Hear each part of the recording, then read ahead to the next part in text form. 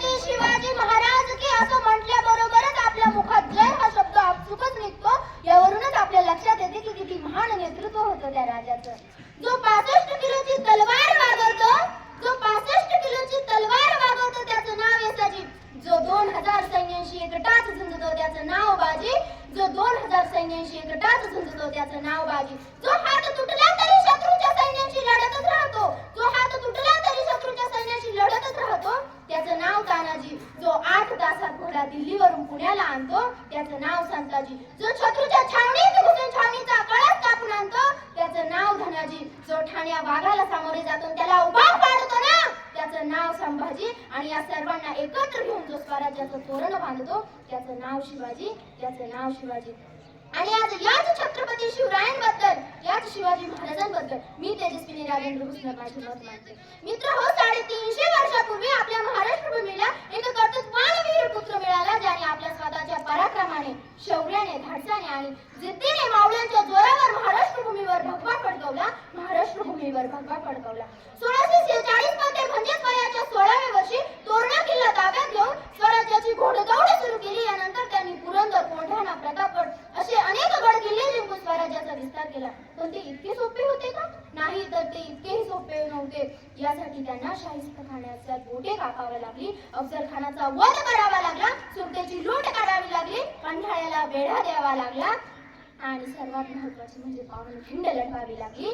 आणि अशा अनेक लढाया शिवरायांनी लढल्या आणि त्या जिंकल्या सुद्धा. यामध्ये त्यांना अनेक सहकार्यांची साथ लाभली होती. ते म्हणजे गड आला पण सिंह गेला, गड आला पण सिंह गेला हे उद्गार शिवरायांनी ज्यांच्याविषयी काढले ना ते म्हणजे तानाजी मालुसरे. जो 100 सैनिकांचे डोके हे धडापासून वेगळे करणारा आणि महाराज गडावर पोहोचेपर्यंत तोफेचा आवाज होत नाही तोपर्यंत पावनखिंड लढविणारा बाजी प्रभू देशपांडे. अफजल खान लढाईमध्ये जेव्हा महाराजांनी अफजल खानाचा कोठडा बाहेर काढला ना तेव्हा त्याचा अंगरक्षक सय्यद बंडा याचा वारातून वाचविणारा जीवा. म्हणून तर म्हटले जाते, होता जीवा म्हणून वाचला शिवा, होता जीवा म्हणून वाचला शिवा. असे मोरारबाजी असा जिंकून अशा अनेक शूर सवंगड्यांची स्वराज्य स्थापनेत शिवरायांना सहभाग लाभला होता. सिंहाची चाल गरुडाची नजर, सिंहाची चाल गरुडाची नजर, स्त्रियांचा आदर, शत्रूचे मर्दन असेच असावे मावळ्यांचे वर्तन. हीच छत्रपती शिवरायांची शिकवण, हीच छत्रपती शिवरायांची शिकवण.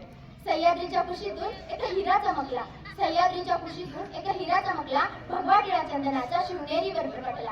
हातात घेऊन तलवार शत्रूवर गरजला, हातात घेऊन तलवार शत्रूवर गरजला. महाराष्ट्रात असा एक राजा होऊन गेला, महाराष्ट्रात असा एक राजा होऊन गेला. मित्र, या महान राजाबद्दल कितीही बोलले तरी कमीच पडेल, कितीही ऐकले तरी कमीच पडेल. या महान राजाबद्दल कितीही बोलले तरी कमीच पडेल, कितीही ऐकले तरी कमीच पडेल.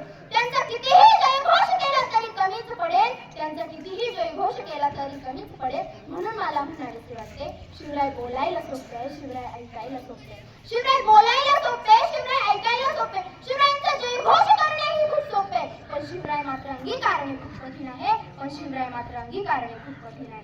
आजच्या या स्पर्धेत, शालेय स्तरीय स्पर्धेत मला बोलण्याची संधी मिळाली, याबद्दल मी आयोजकांची व परीक्षकांची आभारी असेल. धन्यवाद.